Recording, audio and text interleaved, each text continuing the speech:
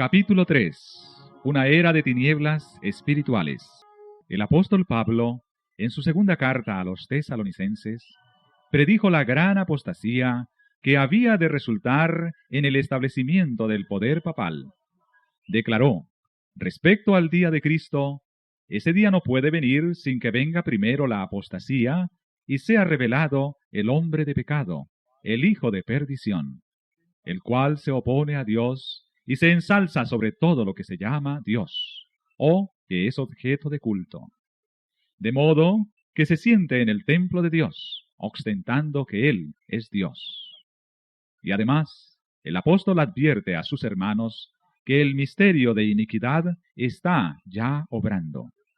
Ya en aquella época veía él que se introducían en la iglesia errores que prepararían el camino para el desarrollo del papado. Poco a poco, primero solapadamente y a hurtadillas, y después con más desembozo, conforme iba cobrando fuerza y el dominio sobre los espíritus de los hombres, el misterio de iniquidad hizo progresar su obra engañosa y blasfema.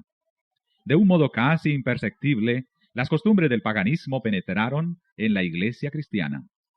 El espíritu de avenencia y de transacción fue coartado por algún tiempo por las terribles persecuciones que sufriera la iglesia bajo el régimen del paganismo.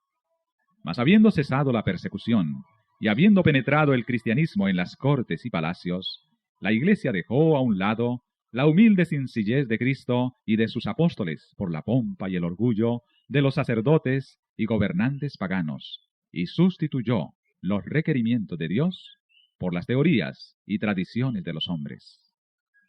La conversión nominal de Constantino a principios del siglo IV causó gran regocijo, y el mundo, disfrazado con capa de rectitud, se introdujo en la iglesia.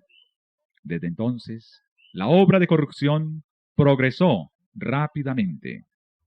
El paganismo, que parecía haber sido vencido, vino a ser el vencedor.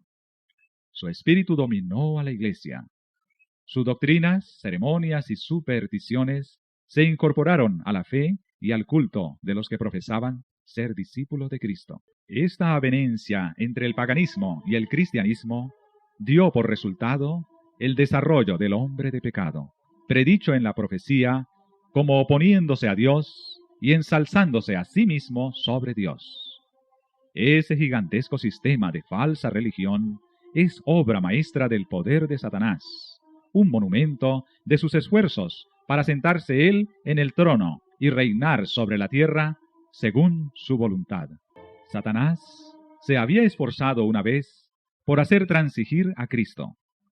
Vino a donde estaba el Hijo de Dios en el desierto para tentarle, y mostrándole todos los reinos del mundo y su gloria, ofreció entregárselo todo con tal que reconociera la supremacía del príncipe de las tinieblas. Cristo reprendió al presuntuoso tentador y le obligó a marcharse. Pero al presentar las mismas tentaciones a los hombres, Satanás obtiene más éxito. A fin de asegurarse honores y ganancias mundanas, la iglesia fue inducida a buscar el favor y el apoyo de los grandes de la tierra.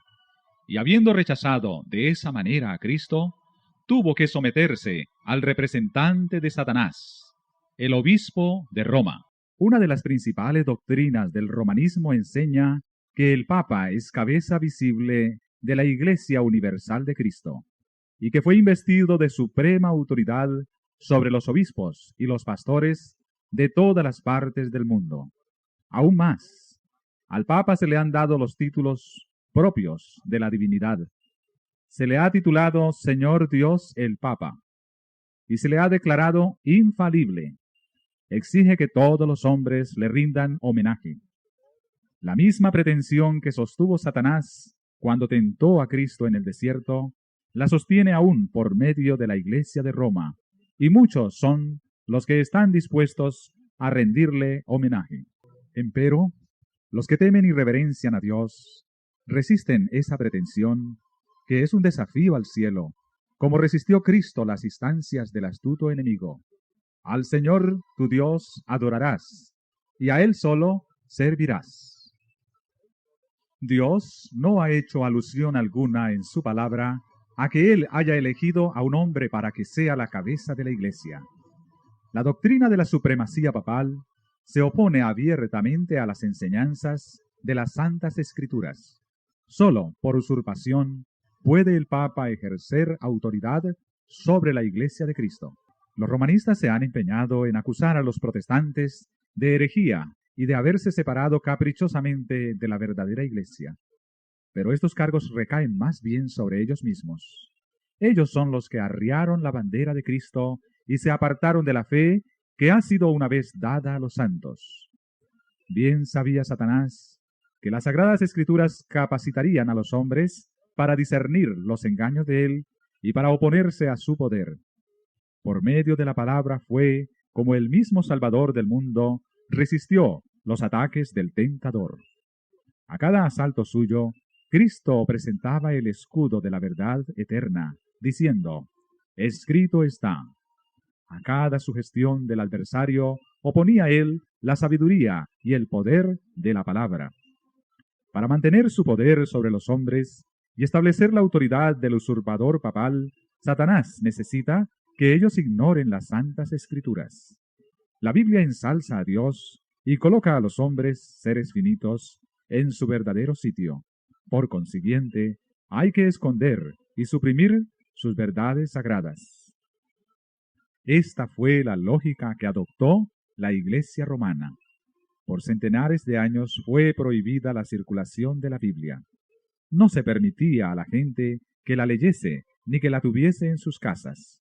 Y sacerdotes y prelados, sin principios, interpretaban las enseñanzas de ella para sostener sus pretensiones. Así fue como el Papa vino a ser reconocido casi universalmente como vicegerente de Dios en la tierra, dotado de autoridad sobre la Iglesia y el Estado. Una vez suprimido lo que descubría el error, Satanás hizo lo que quiso. La profecía había declarado que el papado pensaría mudar los tiempos y la ley. No tardó en iniciar esta obra. Para dar a los convertidos del paganismo algo que equivaliera al culto de los ídolos y para animarles a que aceptaran nominalmente el cristianismo, se introdujo gradualmente en el culto cristiano la adoración de imágenes y de reliquias. Este sistema de idolatría fue definitivamente sancionado por decreto de un concilio general. Para remate de su obra sacrílega, Roma se atrevió a borrar de la ley de Dios el segundo mandamiento, que prohíbe la adoración de las imágenes, y a dividir en dos el último mandamiento, para conservar el número de estos. El espíritu de concesión al paganismo fomentó aún más el desprecio de la autoridad del cielo. Obrando por medio de directores inconversos de la Iglesia, Satanás atentó también contra el cuarto mandamiento y trató de echar a un lado el antiguo sábado, el día que Dios había bendecido y santificado, para colocar en su lugar el día festivo observado por los paganos, como el venerable día del sol. Este intento no se hizo al principio abiertamente. En los primeros siglos el verdadero día de reposo, el sábado, había sido guardado por todos los cristianos, los cuales, siendo celosos de la honra de Dios y creyendo que su ley es inmutable, respetaban escrupulosamente la santidad de sus preceptos. Pero Satanás procedió con gran sutileza por medio de sus agentes para llegar al fin que se propusiera. Para llamar la atención de las gentes hacia el domingo, fue declarado día de fiesta en honor de la resurrección de Cristo. Se celebraban servicios religiosos en ese día. No obstante, se lo consideraba como día de recreo y seguía guardándose piadosamente el sábado.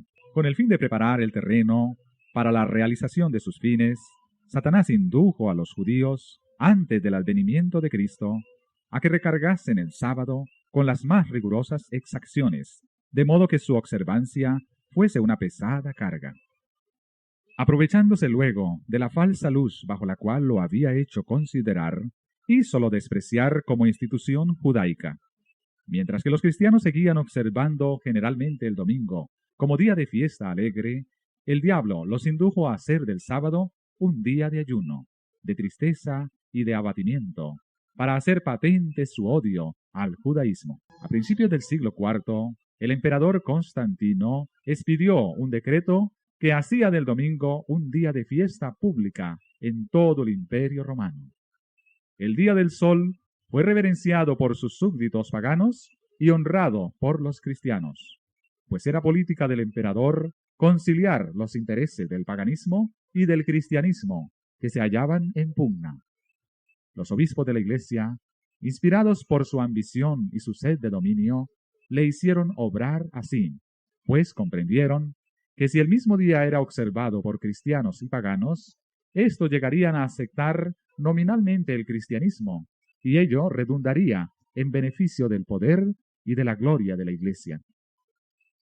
Pero a pesar de que muchos cristianos piadosos fueron poco a poco inducidos a reconocer cierto carácter sagrado al domingo, no dejaron de considerar el verdadero sábado como el día santo del Señor, ni de observarlo en cumplimiento del cuarto mandamiento. Pero no paró aquí la obra del jefe engañador. Había resuelto reunir al mundo cristiano bajo su bandera y ejercer su poder por medio de su vicario, el orgulloso pontífice, que aseveraba ser el representante de Cristo. Realizó su propósito valiéndose de paganos semiconvertidos, de prelados ambiciosos y de eclesiásticos amigos del mundo. Convocábanse de vez en cuando grandes concilios en que se reunían los dignatarios de la Iglesia de todas partes del mundo. Casi en cada concilio, el día de reposo que Dios había instituido era deprimido un poco más, en tanto que el domingo era exaltado en igual proporción. Así fue como la fiesta pagana llegó a ser honrada como institución divina, mientras que el sábado de la Biblia era declarado reliquia del judaísmo y se pronunciaba una maldición sobre sus observadores. El gran apóstata había logrado ensalzarse a sí mismo sobre todo lo que se llama Dios o que es objeto de culto. Se había atrevido a alterar el único precepto de la ley divina que señala de un modo infalible a toda la humanidad al Dios viviente y verdadero.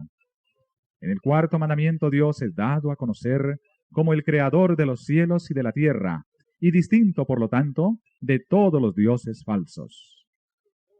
Como monumento conmemorativo de la obra de la creación, fue santificado el día séptimo como día de descanso para el hombre. Estaba destinado a recordar siempre a los hombres que el Dios viviente es fuente de toda existencia y objeto de reverencia y adoración. Satanás se esfuerza por disuadir a los hombres de que se sometan a Dios y obedezcan a su ley, y por lo tanto dirige sus golpes especialmente contra el mandamiento que presenta a Dios como el Creador. Los protestantes alegan ahora que la resurrección de Cristo en el domingo convirtió a dicho día en el día del Señor. Pero las Santas Escrituras en nada confirman este modo de ver. Ni Cristo ni sus apóstoles confirieron semejante honor a ese día. La observancia del domingo como institución cristiana tuvo su origen en aquel misterio de iniquidad, que ya había iniciado su obra en los días de San Pablo. ¿Dónde y cuándo adoptó el Señor a este hijo del papado? ¿Qué razón válida puede darse en favor de un cambio que las Santas Escrituras no sancionan? En el siglo VI, el papado concluyó por afirmarse. El asiento de su poder quedó definitivamente fijado en la ciudad imperial, cuyo obispo fue proclamado cabeza de toda la Iglesia. El paganismo había dejado el lugar al papado. El dragón dio a la bestia su poder y su trono y grande autoridad. Entonces empezaron a correr los 1260 años de la opresión papal, predicha en las profecías de Daniel y en el Apocalipsis. Los cristianos se vieron obligados a optar entre sacrificar su integridad y aceptar el culto y las ceremonias papales, o pasar la vida encerrados en los calabozos, o morir en el tormento, en la hoguera, o bajo el hacha del verdugo. Entonces se cumplieron las palabras de Jesús: seréis entregados aún de vuestros padres y hermanos, y parientes, y amigos. Y matarán a alguno de vosotros, y seréis aborrecidos de todos por causa de mi nombre. La persecución se desencadenó sobre los fieles con furia jamás conocida hasta entonces, y el mundo vino a ser un vasto campo de batalla. Por centenares de años, la Iglesia de Cristo no halló más refugio que en la reclusión y en la oscuridad. Así lo dice el profeta. Y la mujer huyó al desierto, donde tiene lugar aparejado de Dios, para que allí la mantengan 1260 días. El advenimiento de la Iglesia romana al poder marcó el principio de la Edad Media. A medida que crecía su poder, las tinieblas se hacían más densas. La fe pasó de Cristo, el verdadero fundamento, al Papa de Roma. En vez de confiar en el Hijo de Dios para obtener el perdón de sus pecados y la salvación eterna, el pueblo recurría al Papa y a los sacerdotes y prelados a quienes él invistiera de autoridad. Se le enseñó que el Papa era su mediador terrenal y que nadie podía acercarse a Dios sino por medio de él. Y andando el tiempo, se le enseñó también que para los fieles el Papa ocupaba el lugar de Dios y que por lo tanto debían obedecerle implícitamente. Con solo desviarse de sus disposiciones, se hacían acreedores a los más severos castigos que debían imponerse a los cuerpos y almas de los transgresores. Así fueron los espíritus de los hombres desviados de Dios y dirigidos hacia hombres falibles y crueles. Sí, aún más, hacia el mismo príncipe de las tinieblas que ejercía su poder por intermedio de ellos. El pecado se disfrazaba como manto de santidad. Cuando las santas escrituras se suprimen y el hombre llega a considerarse como ente supremo, ¿qué otra cosa puede esperarse sino fraude, engaño y degradante iniquidad? Al ensalzarse las leyes y las tradiciones humanas, se puso de manifiesto la corrupción que resulta siempre del menosprecio de la ley de Dios. Días azarosos fueron aquellos para la Iglesia de Cristo. Pocos, en verdad, eran los sostenedores de la fe. Aun cuando la verdad no quedó sin testigos, a veces parecía que el error y la superstición concluirían por prevalecer completamente y que la verdadera religión iba a ser desarraigada de la tierra.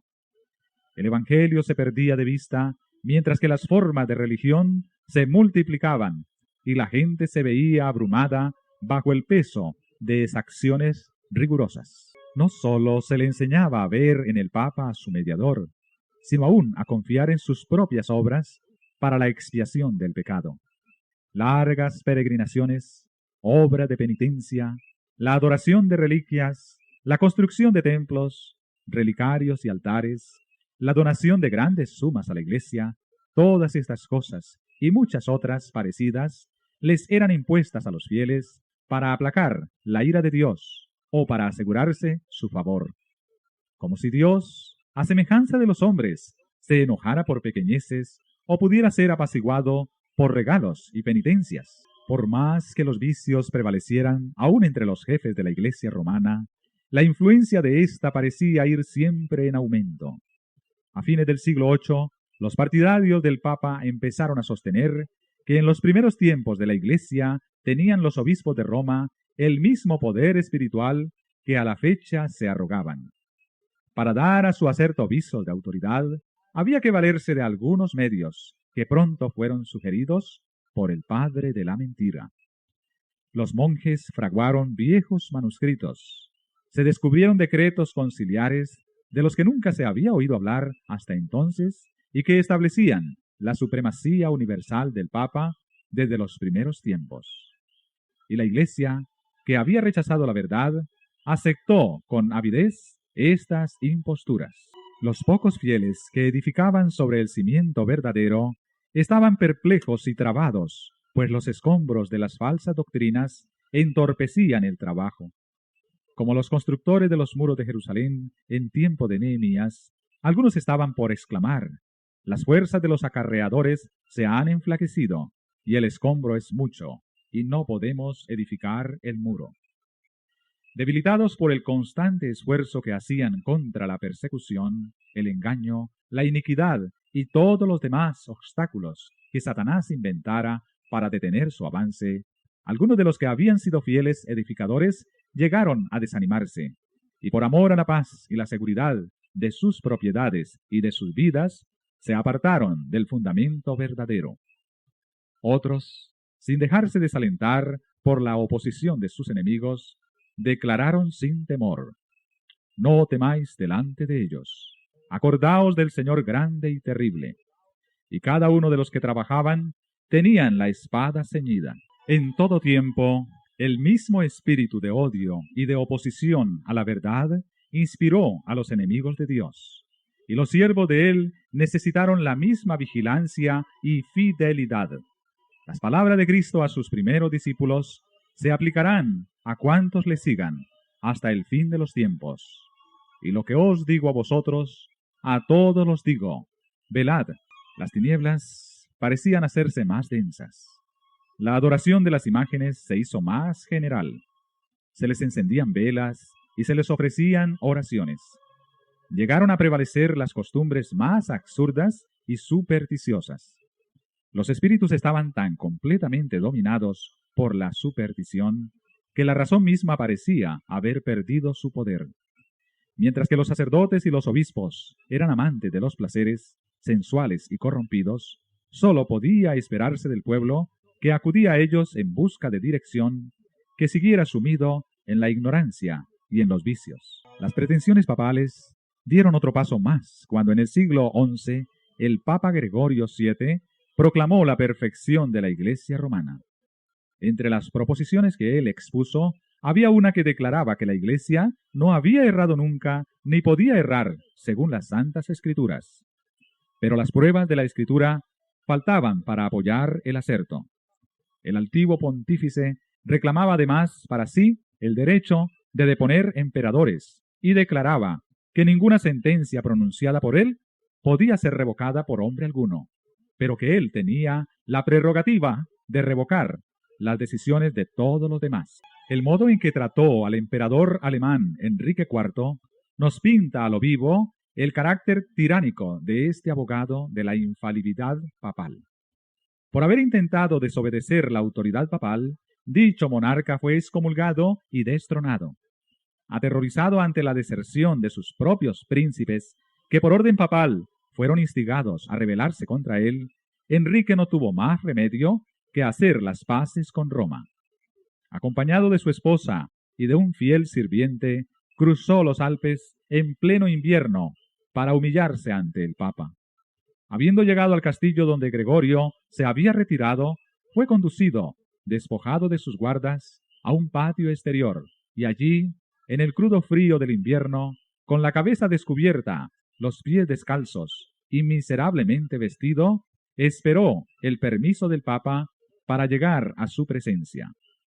Solo después que hubo pasado así 3 días, ayunando y haciendo confesión, condescendió el pontífice en perdonarle. Y aun entonces fuele concedida esa gracia con la condición de que el emperador esperaría la venia del Papa antes de reasumir las insignias reales o de ejercer su poder.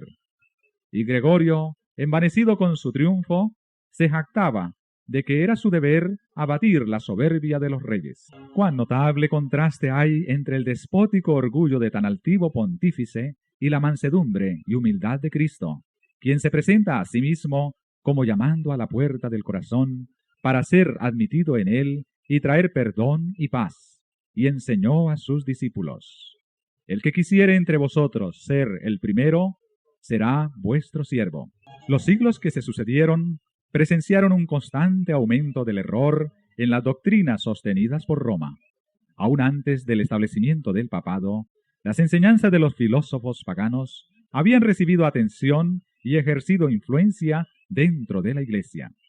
Muchos de los que profesaban ser convertidos se aferraban aún a los dogmas de su filosofía pagana y no solo seguían estudiándolos ellos mismos, sino que inducían a otros a que los estudiaran también, a fin de extender su influencia entre los paganos. Así se introdujeron graves errores en la fe cristiana. Uno de los principales fue la creencia en la inmortalidad natural del hombre y en su estado consciente después de la muerte. Esta doctrina fue la base sobre la cual Roma estableció la invocación de los santos y la adoración de la Virgen María. De la misma doctrina se derivó también la herejía del tormento eterno para los que mueren impenitentes, que muy pronto figuró en el credo papal. De este modo, se preparó el camino para la introducción de otra invención del paganismo, a la que Roma llamó purgatorio, y de la que se valió para aterrorizar a las muchedumbres crédulas y supersticiosas. Con esta herejía, Roma afirma la existencia de un lugar de tormento, en el que las almas de los que no han merecido eterna condenación han de ser castigadas por sus pecados, y de donde, una vez limpiadas de impureza, son admitidas en el cielo. Una impostura más necesitaba Roma para aprovecharse de los temores y de los vicios de sus adherentes. Fue esta la doctrina de las indulgencias.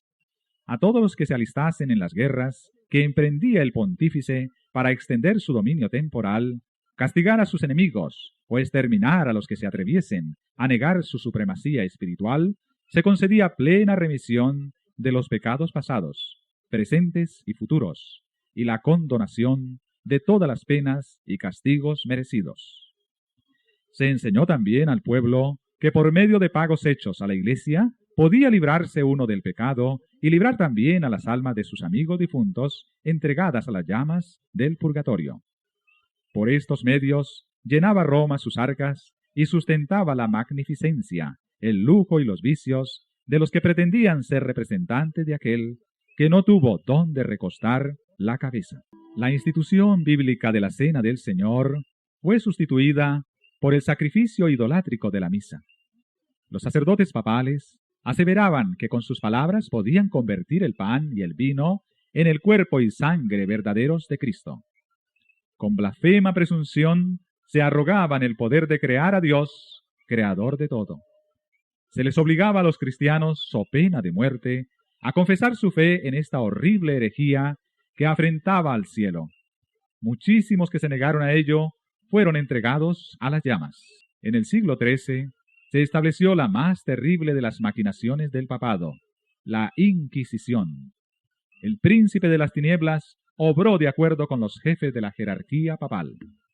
En sus concilios secretos, Satanás y sus ángeles gobernaron los espíritus de los hombres perversos, mientras que invisible acampaba entre ellos un ángel de Dios, que llevaba apunte de sus malvados decretos, y escribía la historia de hechos por demás horrorosos, para ser presentados a la vista de los hombres. Babilonia la Grande fue embriagada de la sangre de los santos. Los cuerpos mutilados de millones de mártires clamaban a Dios venganza contra aquel poder apóstata. El papado había llegado a ejercer su despotismo sobre el mundo. Reyes y emperadores acataban los decretos del pontífice romano. El destino de los hombres en este tiempo y para la eternidad parecía depender de su albedrío. Por centenares de años, las doctrinas de Roma habían sido extensa e implícitamente recibidas, sus ritos cumplidos con reverencia y observadas sus fiestas por la generalidad. Su clero era colmado de honores y sostenido con liberalidad. Nunca desde entonces ha alcanzado Roma tan grande dignidad, magnificencia ni poder. Mas el apogeo del papado fue la medianoche del mundo. Las Sagradas Escrituras eran casi desconocidas, no sólo de las gentes, sino de los mismos sacerdotes. A semejanza de los antiguos fariseos, los caudillos papales aborrecían la luz que habría revelado sus pecados. Rechazada la ley de Dios, modelo de justicia, ejercieron poderío sin límites y practicaron desenfrenadamente los vicios. Prevalecieron el fraude, la avaricia y el libertinaje. Los hombres no retrocedieron ante ningún crimen que pudiese darles riquezas o posición. Los palacios de los papas y de los prelados eran teatro de los más viles excesos. Algunos de los pontífices reinantes se hicieron reos de crímenes tan horrorosos que los gobernantes civiles tuvieron que procurar deponer a dichos dignatarios de la Iglesia como monstruos demasiado viles para ser tolerados. Durante siglos Europa no progresó en las ciencias, ni en las artes, ni en la civilización. La cristiandad quedó moral e intelectualmente paralizada. La condición en que el mundo se encontraba bajo el poder romano resultaba ser el cumplimiento espantoso e impresionante de las palabras del profeta Oseas. Mi pueblo está destruido por falta de conocimiento. Por cuanto tú has rechazado con desprecio el conocimiento de Dios, yo también te rechazaré. Puesto que te has olvidado de la ley de tu Dios, me olvidaré yo también de tus hijos. No hay verdad, y no hay misericordia, y no hay conocimiento de Dios en la tierra. No hay más que perjurio, y mala fe, y homicidio, y hurto, y adulterio. Rompen por todo, y un charco de sangre toca a otro. Tales fueron los resultados de haber desterrado la palabra de Dios.